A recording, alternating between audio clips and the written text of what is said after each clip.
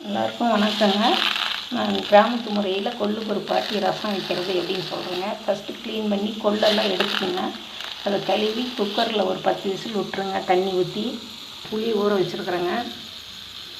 அது வேகட்டும். அதுக்கு முன்னே தக்காளி, வெங்காயம், சின்ன வெங்காயம், ஒரு 4 வரமிளகா, பூண்டு, கருவேப்பிலை, சீரகம், கொத்தமல்லி, பெருங்காயத்தூள் போட்டு கொஞ்சம் எண்ணெய் ஊற்றி வதக்கிடுங்க.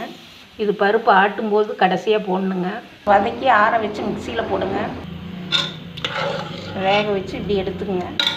அது நல்லா அரைச்சிட்டு பாதி எடுத்துக்கணுங்க. பாதி ரசத்துக்கு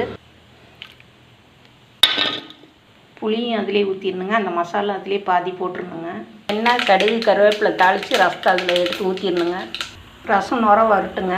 மீதி மசாலில் பருப்பை போட்டு உப்பு போட்டு அரைக்கணுங்க. மீதி மசாலில் பருப்பு, பூண்டு, வெங்காயம், கருவேப்பிலை போட்டு அரைங்க. சுவையாக ஆட்டி நெய் ஊற்றி சாப்பிட்லாங்க.